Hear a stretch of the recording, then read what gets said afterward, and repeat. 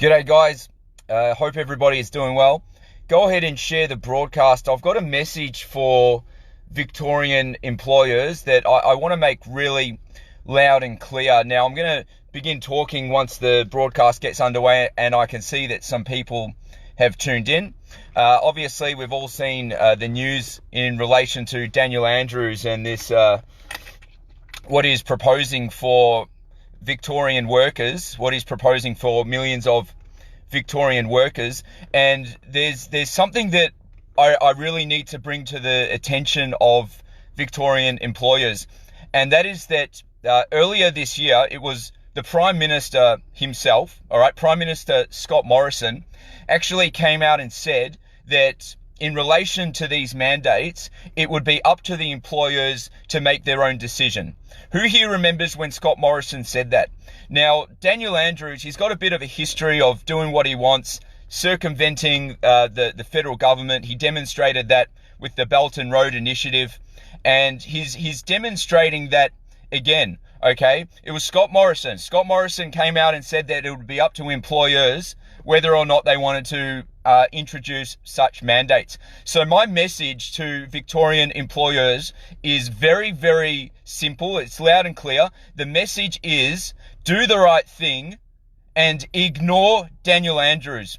Do the right thing and uphold your duty of care to your workers. Okay, as an employer, you're in a position of power because you provide jobs for your workers, jobs that put food on the table for Victorians, for Victorian families. You have a duty of care to not violate the human rights of your employees. Okay, these are the people that make your business what it is. These are the people that allow you to live the life that you are living. Okay, nobody has the right to take away anybody's bodily integrity. I don't give two damns if your name's Daniel Andrews or Brett Sutton or whoever it is. Okay, the Prime Minister said himself that it's up to employers whether or not they want to introduce such mandates. Okay, so what I'm suggesting is really loud and clear. It's turn off your television and ignore this absolute grub Daniel Andrews that has absolutely no business being in the position that he's in.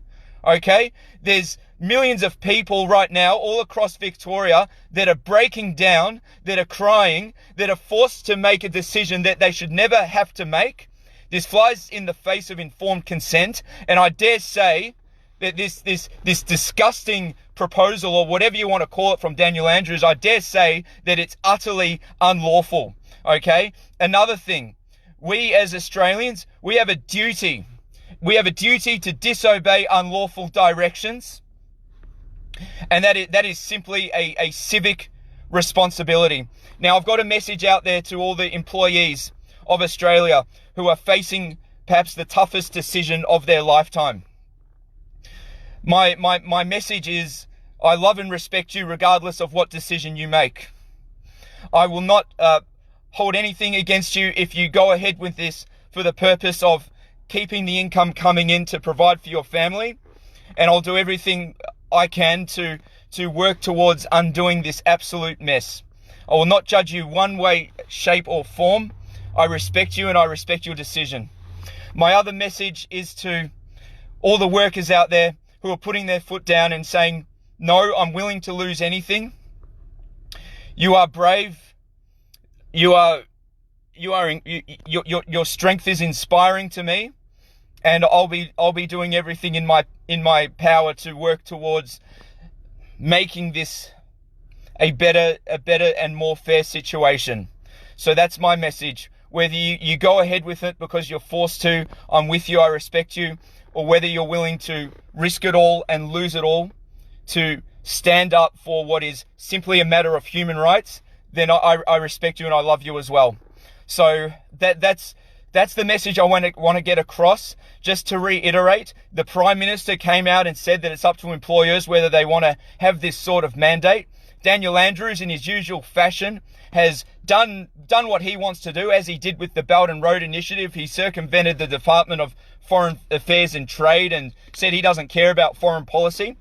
And he's got no right to do this. So employers, do the right thing. Ignore Daniel Andrews. Do not abrogate your duty of care to your workers. Do not violate their human rights. That's my message for today. I'll be back really soon. God bless you all. Stay strong. Hold the line.